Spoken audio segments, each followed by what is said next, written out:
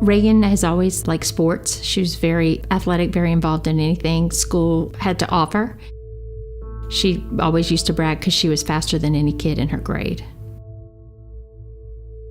We had just gotten back home from Disneyland and got back on Saturday. And on that Sunday, she invited her best friend over and they were jumping on the trampoline, and that's when she fell and broke her leg. It was quite obvious to me that something was terribly wrong when there was a large dark spot in the middle of her femur. The doctor came in and he couldn't make eye contact with us. I think it was as hard for him to tell us as it was for us to hear it. He said that he got a fax that day. It was about that morning at 10 o'clock, and he said he dropped to his knees because he couldn't believe it. That's the first time we heard that, yes, it was cancer. It took a few minutes for me to pull myself together because I still knew we had to go in the room with Reagan and tell her about the diagnosis. But we really didn't have time to think about it because we had to go in and tell her and then go on and start working on how to fix it. I didn't know what was happening. I've only broken my arm before that, and that was okay because it just wasn't that big of a deal. She said, wait a minute, I have cancer. I really have cancer. And we said, that's what they're telling us. And she said, so what does that mean? And I said, that means we're about to start a fight. And that's what we did. We found out about camp care at the hospital. It was really something that we anticipated and we got excited about because not only was it for Reagan, but it was for Reagan's sister and her brother.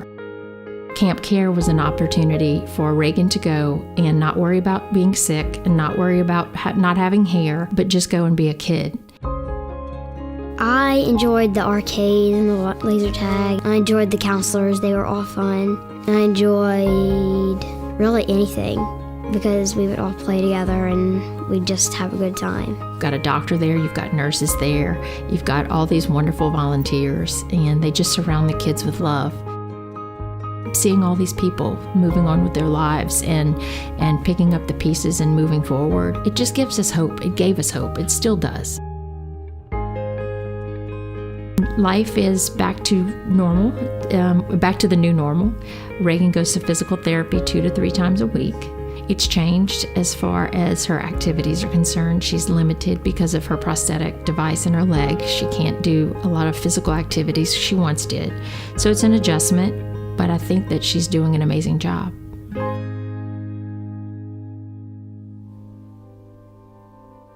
So Kevin went to a sitter from the time he was 8 weeks old. We had to go to the doctor to get a physical to go to the new daycare. The doctor, he said, well, there's something in his eye, but he's like, I'm not sure what this is, but I'm going to send you to a pediatric ophthalmologist. He checked him out, and he really just said, well, I think I want you to see a specialist. He said, your appointment will be in a week or 2. Call back this afternoon, and I'll tell you when your appointment is. I called, and he said, oh, your appointment is tomorrow. They had an opening, so we wanted to get you in. Within a matter of a few hours, my son had an MRI. He had a CAT scan, and he was admitted into the hospital. They removed his eye on January 30th, the next day. It was a long night, a very long night. Kind of once they took the eye out, okay, he's okay, and then you go back in 3 months and you worry, are they going to find something? I was so young, I just thought everyone, had surgery like this, everyone wore goggles. That was just life for me. So.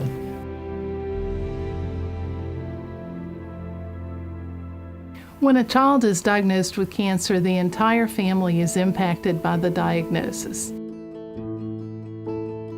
What's really important is to have a place to go, to share what you're going through, to find other people who are like you, and to be able to find hope and to be able to find their way in a path of cancer that's very confusing and very unsettling.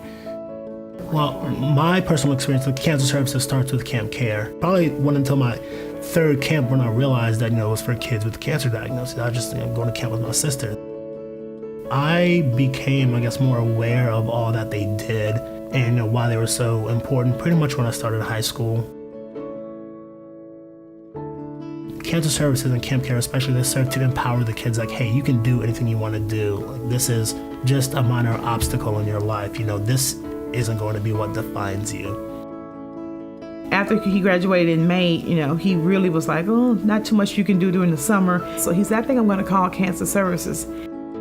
When I was in camp, I just remember, I loved my counselors, man. My counselors were the coolest people in the world. So it meant a lot for me to come back and sort of, give other kids who pretty much were me, when I was that young, to give kids that same experience.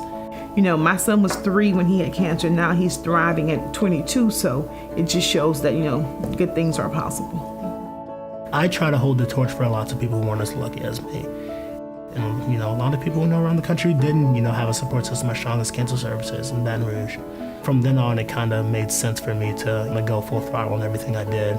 We're getting ready for the big move up to Boston next week. My dad always taught me to go for new experiences, step outside your comfort zone, so I'm looking forward to it. It's going to be a good experience. Kevin has served as a source of hope for children now who are going through their own struggles, and he's an inspiration to us all here at Cancer Services.